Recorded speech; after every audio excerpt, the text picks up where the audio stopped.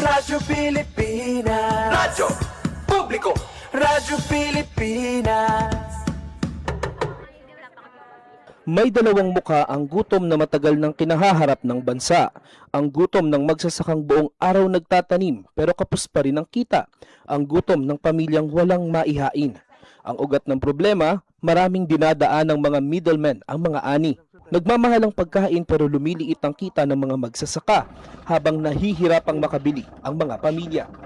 Ito ang binago ni Pangulong Ferdinand Marcos Jr.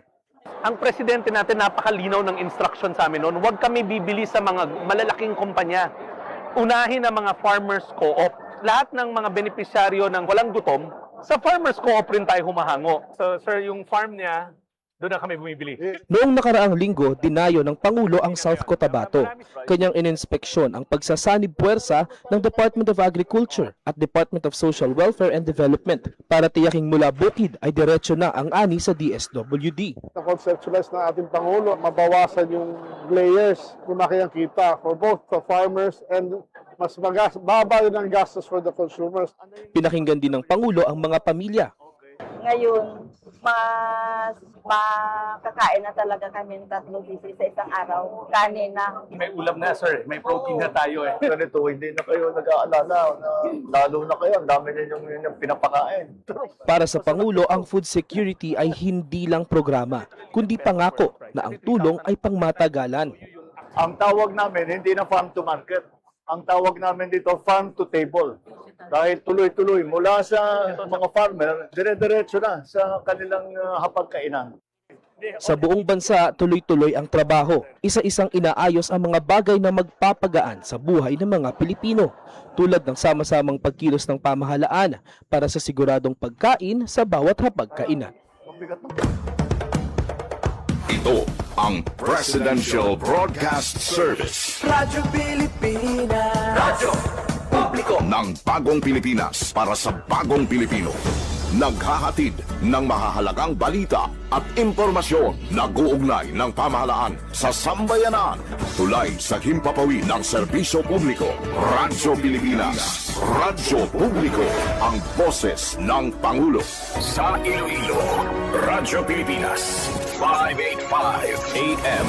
Philippine Standard Time, alas 8:04 sa aga. Nagapangunang nga balita sa syudad, sa mga banwa, sa probinsya sa Iloilo, kagkaingon ng mga probinsya.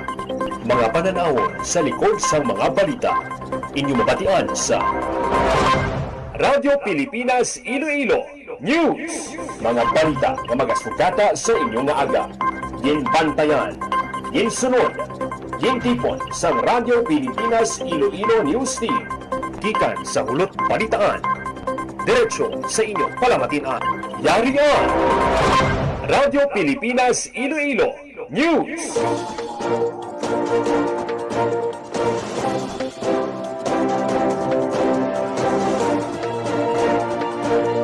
Mayong aga Pilipinas, maayong aga Western Visayas. Adlaw sang Lunes, July 20, 2026. Ako ang inyo tagbalita, Hope Torichante, kagning Radyo Pilipinas Iloilo News. Kagkaron sa mga headlines. Pag-roll out sang expanded uplift program sang administrasyon ni President Marcos Jr. sa Western Visayas magaumpisa subong nga July 20. Ceremonial turnover sang bawat barangay makikinabang program ginhiwat sa Iloilo. Department of Energy Secretary Sharon Garin ginpangunahan ang paglunsar sang Oras Natin Efficiency Campaign sa Iloilo City.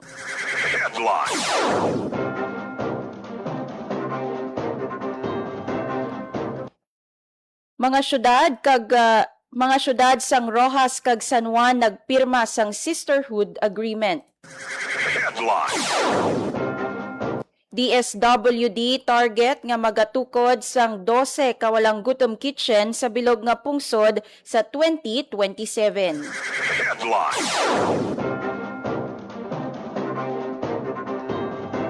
Bureau of Fire Protection nagpasalig sang bago nga fire truck sa Banwa sang estansya. 5.5 million pesos nga balor sang shabu na kumpiska sa 15 kadlaw nga anti-drug operation sang ICPO. Kag site verification sa mga presinto sa syudad sang Iloilo natapos na sang COMELEC Iloilo City. Ang oras sa Radyo Pilipinas alas 8:06 sa aga. Pilipinas Radyo Publiko Radyo Pilipinas. Kag sa detalye na sang mga balita. Radyo Pilipinas. Radyo Pilipinas News. Nagbalhag sang double digit sa una nga 6 ka bulan sang 2026 ang home loan releases sang Pag-ibig Fund sa idalom sang flagship ni Presidente Ferdinand R. Marcos Jr. nga expanded pambansang pabahay para sa Pilipino program. Ginsiling ni Department of Human Settlements and Urban Development Secretary Jose Ramon Aliling nga ang mabaskog nga mga resulta nagapakita sang padayon nga pagpaningmuha sang gobyerno nga himuon nga mas masarangan ang home financing nga mas madali, matigayon, ilabi na sa mga minimum wage kag manubo nga kita nga mga Pilipino. Ang mabaskog nga performance sa una nga katunga sang 2026 nagapakita sang padayon nga demand para sa barato nga home financing. Agod labi pa nga mapauswag ang masarangan kag mapadayon ini nga momentum ang Pag-ibig Fund. Padayon nga nagatanyag sang iya subsidized 3% rate para sa mga kwalipikado nga mga socialized housing borrowers, samtang ang mga promotional rates nga 4.5% kag 5.75% ginhimo nga magamit para sa manubo nga gasto, tunga-tunga nga gasto kag bukas nga merkado nga mga pautang sa pabalay. Radyo Pilipinas. Radyo Pilipinas News. Sa piyak nga bahin, natapos ang pila ka dekada nga paghulat sang 684 ka pamilya matapos nga gin-revive ang pagpanagtag sang duta nga sakop sang Presidential Proclamation sa idalom sang expanded pambansang pabahay para sa Filipino program ni President Ferdinand R. Marcos Jr. nga ginpangunahan sa Department of Human Settlement and Urban Development. Sa pagpabaskog sang sakop sang expanded 4PH program, ginbuhi liwat ni DSUD Secretary Jose Ramon Aliling ang pagpanagtag sang Certificates of Lot Award kag Certificate of Entitlement para sa residensya nga kadutaan sakop sang nanoy tuhay nga presidential proclamations. Kalakip sa una nga benepisyaryo amo ang mga gikan sa residential site sa Los Baños, Laguna, Lucena City, probinsya sang Quezon, Nara, Palawan kag Haro, Iloilo City nga lunsay gindeklarar nga kabagay sa programa pinaagi sa Presidential Proclamations numbers 550, 436, 574 kag 1538. Radyo Pilipinas. Radyo Pilipinas News. Sa piyak nga bahin, pag-roll out sang expanded uplift program sang administrasyon ni President Marcos Jr. sa Western Visayas mag-umpisa subong nga Hulyo 20. Si Marian Grace Serenieta sa report. Radyo Pilipinas. Radyo Pilipinas. Report. Mag-aumpisa na sa Lunes, Hulyo 20 ang pag-roll out sa Unified Package for Livelihoods, Industry, Food and Transport o Uplift sa Western Visayas nga isa sa mga programa sa idalom sang administrasyon ni Presidente Ferdinand R. Marcos Jr. Sa rehiyon sa siwaton ng payout sa mga nanoy-tuhay nga lugar sa probinsya sang Aklan, Antique, Capiz, Guimaras, Iloilo kag syudad sang Iloilo. Una nga gimpayag ni Presidente Marcos Jr. nga ang programa magahatag sang dugang nga financial support sa minilyon ka low-income Filipino nga apektado sa pagtaas ng katungbangon sa inaaway sa Middle East. Makabenepisyo sa programa ang 7.5 million households o kung 37.5 million Filipinos nationwide. Sa idalom sa expanded uplift, 3.5 million beneficiaries ang Pantawid Pamilyang Pilipino program o kung 4Ps kag walang gutom program makabaton sang one-time additional cash nga tubtub sa 2,000 pesos.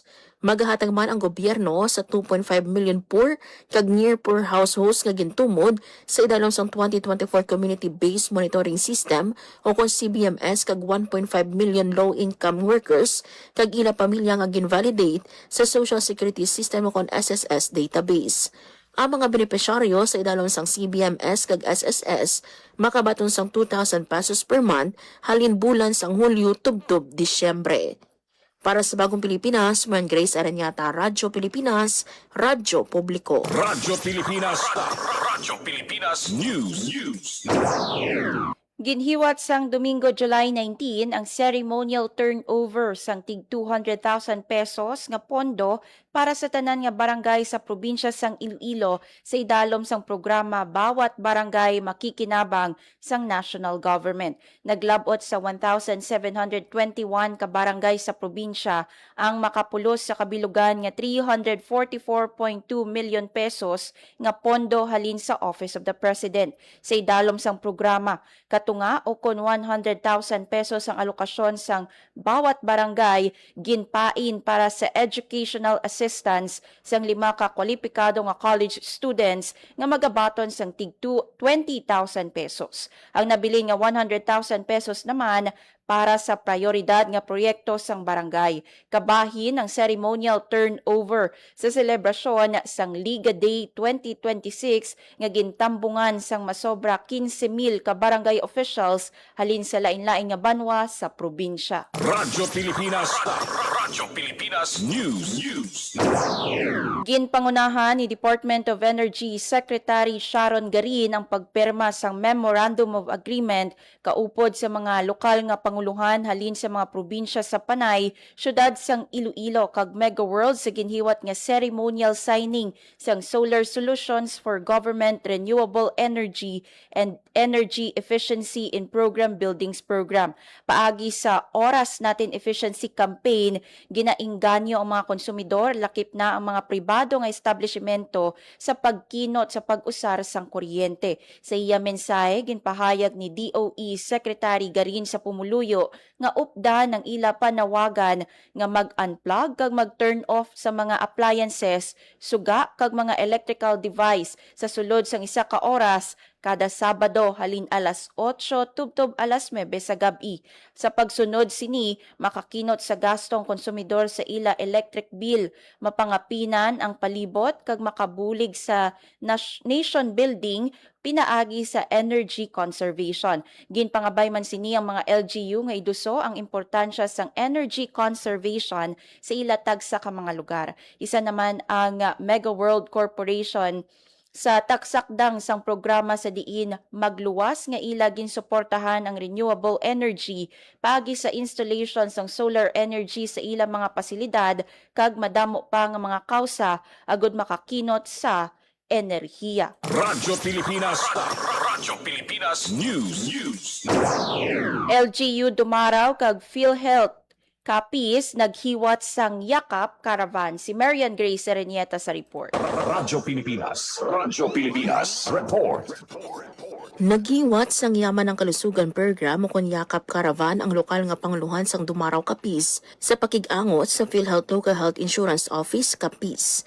Gimpatigayon ang PhilHealth Yakap Caravan sa Dumaraw Cover Gym nga nahamtang sa poblasyon Dumaraw Capiz nga nagatuyo nga dalon ang mga serbisyo sang PhilHealth palapit sa mga pumuluyo. Nakabenepisyo sa caravan ang masobra 5 kagatos ng individual, lakip ang 4-piece beneficiaries, senior citizens, indigent individuals, persons with disabilities kag mga estudyante. Lakip sa mga serbisyo nga gintanyag ang pagparehistro sa mga individual bilang PhilHealth members sa napilian nga Yakap providers, profiling sa mga benepisyaryo, medical consultations kag paghatag sang primary care services pinaagi sa nag-upod nga Yakap clinics o kung sa Dumaraw Primary Care Facility. Naghiwat man ang LGU Dumaraw kag PhilHealth Capiz sang oryentasyon na tuhoy sa PhilHealth Yakap Program. Gintanyag man sa caravan ang National Health Insurance Program enrollment para sa mga kwalipikado nga individual, pag-update sa members' records, kag pagbaton kag pagsabat sa nagkalain-lain nga PhilHealth-related concerns pinaagi sa on-site PhilHealth Help Desk. Para sa Bagong Pilipinas, Marian Grace Aranyata, Radyo Pilipinas, Radyo Publiko. Radyo Pilipinas. Radyo Pilipinas News. Pasangkaroon sa Department of Social Welfare and Development ang Walang Gutom Kitchen nga programa nga nagatuyo nga makatukod sang 12 ka outlet sa bugos nga pungsod sa tuig 2027. Ang ini nga lihok nga kabahin sang pagpaningwa sang gobyerno hagod masabat ang involuntary hunger sa pungsod. Sa subong naga-operate na ang Walang Gutom Kitchen sa Pasay City, Cebu City kag Zamboanga City. Sunod sa DSWD, magabukas ang dugang nga pasilidad sa National Capital Region, Eastern Visayas kag sa Caraga Region antes matapos ang ikaduwa nga semester sang 2026. Si Ramil Mapoy, officer in charge sang Walang Gutom Kitchens, nagsiling nga bukas ang programa sa sinuman nga naga-eksperyensya sang gutom, partikular sa mga pamilya nga nagapuyo o kung nagatiner sa dalanon.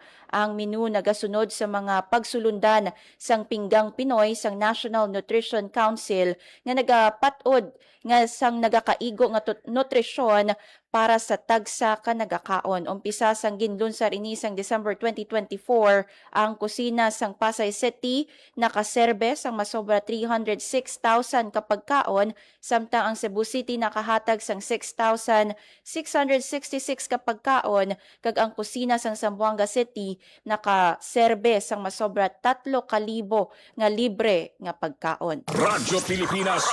Radyo Pilipinas News. Mga pasinhon taekwondo athletes daog sang gold medal sa 19th World Taekwondo Culture Expo sa South Korea. Si Marian Grace Serenieta sa report. Radyo Pilipinas. Radyo Pilipinas Report. Hindi lang isa o kun duha kunin di tatlo ka pasinhon at taekwondo athletes ang nagdaog sang gold medal sa ginhiwat nga 19th World Taekwondo Culture Expo sa South Korea. Daog sang Bulawan sa Bella Zane Orozco sa Women's B Match Pomse, age 10 Yellow Belt Division, Catalea Julia Orozco sa Women's B Match Pomse, age 12 Division, kag Leia Evane Sia sa Women's B Match Pomse, age 18 Division. Ang mga student athletes gin-coach ni Mark Pinggol sang Orozco Training Center MVP Taekwondo Gym. Nagpabutyag naman sa pagdayaw ang lokal nga panguluhan sa Pasay City sa kadalagaan sa mga atleta. Para sa Bagong Pilipinas, Marian Grace Serenieta, Radyo Pilipinas, Radyo Publiko. Radyo Pilipinas. Radyo Pilipinas News. Nagpirma sang Sisterhood Accord ang Rojas City Capiz kag San Juan City. Ang kasugtanan ginpirmahan nanday Mayor Ronnie De Divas para sa Rojas City kag Mayor Francis Zamora para sa San Juan City. Suno kay De Divas, mas mapanami pagid sang LGU ang serbisyo sa mga kapisnon pinaagi sa amo nga sisterhood. Dugang pa sang alkalde, taytay man ang pagtamdanay agud madala sa Rojas sa mga maayo nga programa sang San Juan kag magabuligay sa turismo, negosyo, kag pagbukas sa mga oportunidad. Samtang ginpahayag naman ni Mayor Zamora nga kung ang tanan nga alkalde manami ang ginaubra, maganami man ang bilog nga Pilipinas. Nagpasalig siya nga mangintaytay sa tunga sang Rojas City kag national government. Radyo Pilipinas. Radyo Pilipinas News.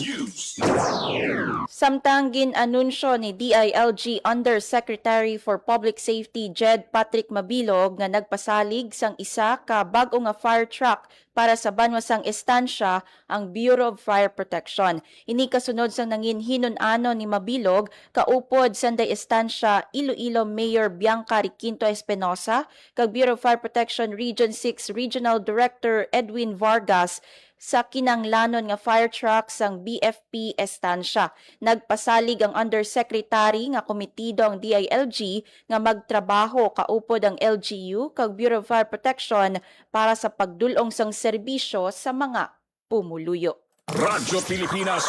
Radyo Pilipinas News. Site verification sa mga presinto sa syudad sang Iloilo natapos na sang COMELEC Iloilo City. Si Jenel Baclay para sa report. Radyo Pilipinas. Radyo Pilipinas Report.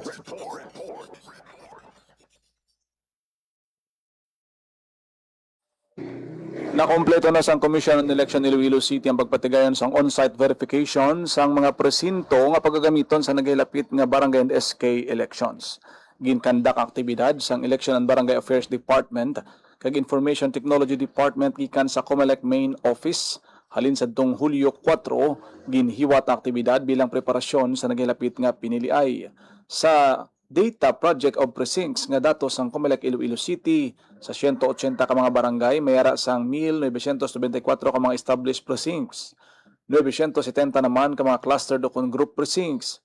Yara naman sa 312,317 ang na-record nga registered voters sa syudad kag mayara sang 66 ka mga voting centers. Sa sangguniang kabataan naman, mayara sang 1,948 ka established precincts, 970 ka clustered precincts, kag 99,554 ka mga registered SK voters sa 66 ka mga voting centers. Ang verification ng kabahin sa mga nakalinyadang aktibidad sang COMELEC para mapasiguro ang matalunsay nga paghiwat sang barangay and SK election sa mabot nga bulan sang Nobyembre. Para sa Bagong Pilipinas, Ginal Baclay, Radyo Pilipinas, Radyo Publiko. Radyo Pilipinas. Radyo Pilipinas News. 126 ka pamilya sa Iloilo nga nag-graduate sa Pantawid Pamilyang Pilipino Program. Si Marian Grace Serenieta sa report. Radyo Pilipinas. Radyo Pilipinas Report. Nag-graduate sa Pantawid Pamilyang Pilipino Program o Confortis ang 126 ka pamilya gikan sa Iloilo. Isa ka graduation ceremony ang ginhiwat sa Kabatuan Cultural and Sports Center nga nagamarka sang padayon nga pagpaningwa sang gobyerno sa pagbuli sa komunidad agud malampuwasan ang kapigaduhon. Yara sa graduation ceremony si DSWD Assistant Secretary Leo Cantilla nga ang man nagaserbe nga pinuno sang Office of the Assistant Secretary for Resource and Logistics Management kag concurrent officer in charge ang National Resource and Logistics Management Bureau. Sa iya mensahe, gipanumduman ni Ase Cantilla ang graduating families nga apisar ang ilang pagtapos sa programa nagapakita sang progress, hindi malikawan nga may mga pagtilaw sila nga maeksperiensyahan. Gimpasalik ni Ase Cantilla nga padayon ang gobyerno sa paghatag sang assistance sa mga pamilya apisar nga nakagraduate na sa programa.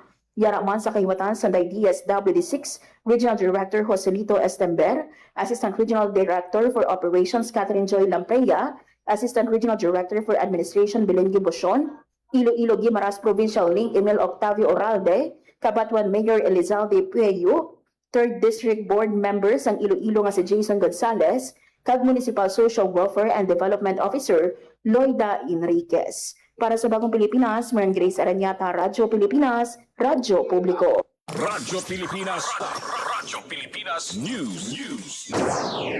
Inflation rate sa Guimaras naglabot sa 5.1% sang Hunyo 2026. Si Paul Tarosa sa report.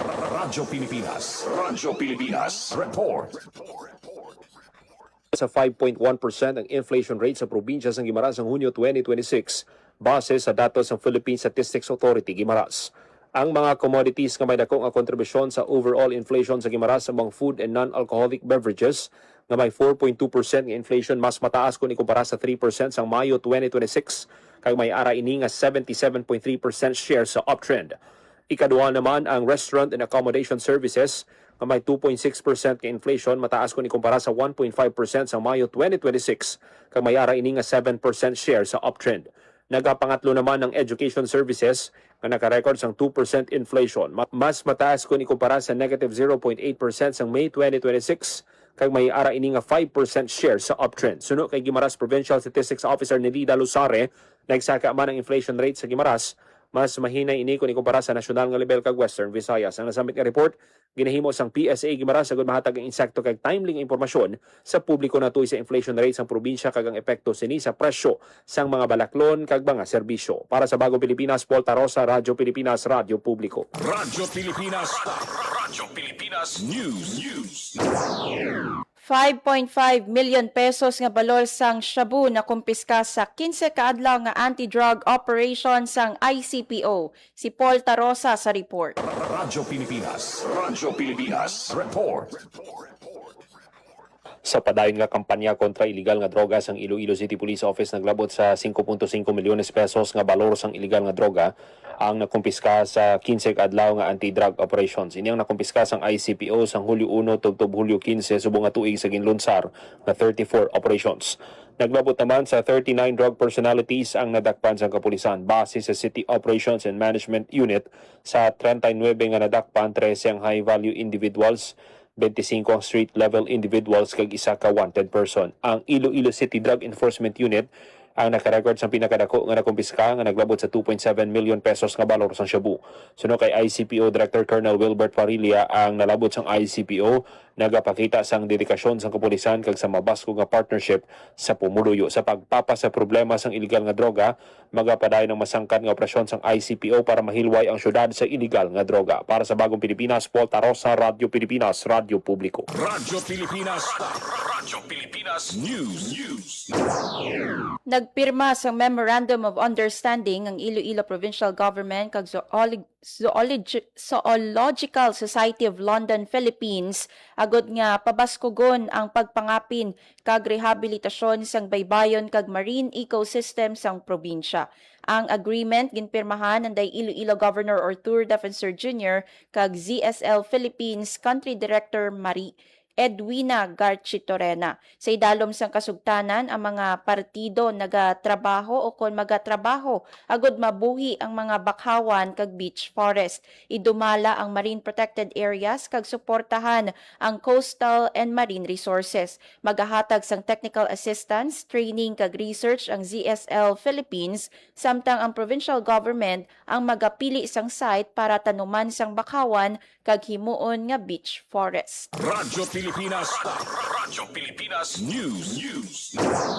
Nabato na sang Iloilo Provincial Library ang unang bahin sang 100-volume nga cultural mapping inventory nga nagaunod sang maid-id nga dokumentasyon sang kultura sang Western Visayas. Lakip sa mga unang batch nga nag-abot ang mga volume sang 3rd District sang Iloilo kag Iloilo City, samtang ginahulat pa ang nabilin nga libro halin sa donor.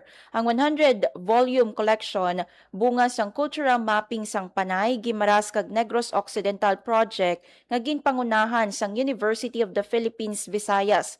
Katuwang ang National Commission for Culture and the Arts, opisina ni Senadora Loren Legarda, mga state universities and colleges kag mga lokal nga pamunuan sa Panay kag Guimaras. Unod sang koleksyon ang malapad nga dokumentasyon sa mga built kag movable heritage, intangible cultural heritage, kilala nga personalidad kag mga institusyon pangkultura sa rehiyon. Radyo Pilipinas. Radyo Pilipinas News. Sa piyak nga bahin, nagmadinalagon ang paghiwat sang unang nga bahin sang Western Visayas Business Conference and Expo on Wheels sa probinsya sang Antique nga nagatuyo nga madala ang impormasyon, inobasyon kag mga oportunidad palapit sa mga negosyante sa Western Visayas. Gintambungan ang aktibidad sang madamo nga micro, small and medium enterprises, mga ahensya sang gobyerno, business support organization, financial institution kag iban pa nga mga stakeholder. Sa iya mensahe ginpahayag ni DTI 6 Acting Regional Director Mutya Yosores nga samtang nagabag-o ang teknolohiya, merkado kag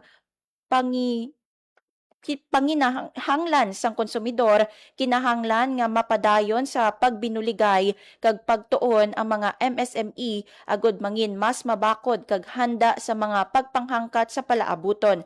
Nagtambong man sa aktibidad si Antique Governor Paulo Javier nga nagpahayag sang padayon nga suporta sa probinsya sa pagpauswag sang MSMEs. Radyo Pilipinas. Radyo Pilipinas News.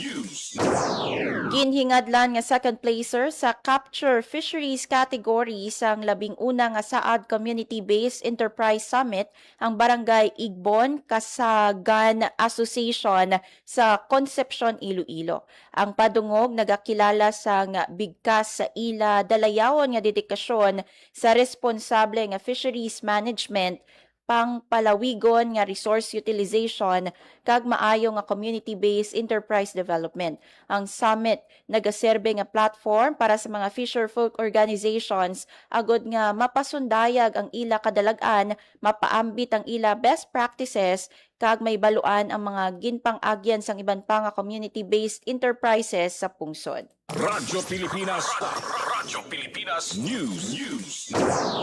Nagsugod na ang whale shark watching sa Banwa sang Libertad sa probinsya sang Antique. Suno kay Congressman A.A. Ligarda, isa ka makabuluhan nga tikang ang whale shark watching sa pagpabaskog sang turismo kag paghatag palangabuyan sa mga libertadnon. Ang bag-ong eksperyensya sa Banwa natigayon sa pagbinuligay ng Mayor Maribeth Lacerna, Vice Mayor Mary Jean Te, kaupod ang JKLAU Corporation kag Department of Tourism. Nagpasalamat naman ang kongresista sa mga mangingisda, lokal nga pamunuan sang Libertad kag sa tanan nga mga organisasyon nga nangin katuwang kag nagapanguna sa pagpangapin sang kag konserbasyon sa mga whale shark ukon butanding sa lugar. Radyo Pilipinas. Radyo Pilipinas News. Ginhiwat sa Bacolod City Government sang July 17 ng Rescue Olympics 2026 ang aktibidad nagatuyo nga mapabaskog pa ang kapasidad, relasyon kag kahandaan sa mga emergency responders sa Bacolod City. Sa idalom sang Rescue Olympics anuay tuhay nga aktibidad kag pahampang ang ginpreparar sang lokal nga pamunuan nga magatakos kung ano ka epektibong pagresponde sa mga emergency responders pananglit may kalamidad ukon krisis. Radyo Pilipinas. Radyo Pilipinas News. Samtang nagtambong ang mga healthcare professional, medical practitioner, entrepreneurs kag pa nga stakeholders sa isa ka educational forum nga nagatutok sa regenerative medicine, healthy aging kag longevity medicine nga ginpatigayon sa Iloilo City. Ang forum nga may tema The Future of Regenerative Medicine ang ginorganize sa Regenesis Aesthetic and Regenerative Medicine Philippines kaupod ang BNY o kon BNI Temis Health, Beauty and Wellness Power Team. Katuyuan sang forum nga maedukar ang tanan nga mga healthcare nga nagatutok na sa karon sa proactive health optimization kag indi na ang nakaandan nga reactive disease treatment. Radyo Pilipinas. Radyo Pilipinas News. Samtang sa katapusan nga balita, Radyo Pilipinas. Radyo Pilipinas News. hindi lang mga disaster preparedness innovations ang agaw atensyon sa ginhiwat nga Kabalaka Expo sang Office of the Civil Defense sa syudad sang Iloilo, kundi amuman ang mga mascot duo sang Taklong and Tandag Group of Islands Natural Park sa Guimaras. Malipayon nga nakig-istorya kag nagpa-picture sanday banban kag pawpaw, mga flagship species sang TTGINP sa mga nagpadulong sa expo. Si Banban isa ka lobster samtang pawikan naman si pawpaw. Sa piyak sang ila malipayon nga presensya, mas nagapangibabaw ang mensahe sang dala sang duha ka mascot, marine conservation kag environmental protection. Naibaluan nga ang Taklong and Tandag Group of Islands Natural Park puluyan sa mga coral reef, bakhawan, seagrass kag nagkalain-lain nga marine animals, lakip na ang mga kaangay nanday pawpaw kag banban. Radyo Pilipinas. Radyo Pilipinas News. Philippine Standard Time 8:34 sa aga. Radyo Pilipinas. Radyo Publiko. Radyo Pilipinas. Kag amoyad to mga balita nga natipon sang Radyo Pilipinas Iloilo News Team. Radyo Pilipinas. Radyo Pilipinas. Magpabilin nga naka-follow sa Radyo Pilipinas Iloilo para updated sa mga hitabo sa Western Visayas. Kaupod si Alan Defante kag Jones Hotahero sa engineering team. Para sa Bagong Pilipinas, Hope Trechante, Radyo Pilipinas, Radyo Publiko. Radyo Pilipinas. Radyo Publiko. Radyo Pilipinas. Magandang araw, si Dingdong po ito. Tagbagyo na naman, kaya tara samahan niyo akong i-remind ang mga kababayan nating magsasaka at mangingisda. say aha. A for ani. Hanggat maaari, anihin na natin ang mga pananim para hindi tumasayang sakaling bahain ang inyong taniman. Next, H. Hayop. Ilikas natin sa mataas na lugar ang mga alagang hayop tulad ng baboy, kambing, baka at iba pa. Huwag rin kalimutan ang pets natin, ha? At A for alon. Paalalahanan ang mga kapamilya nating mangingisda na huwag na munang pumalaot. Say it with me. Aha, para safe ang lahat sa panahon ng sakuna. Hashtag panatag ang mayala. Maging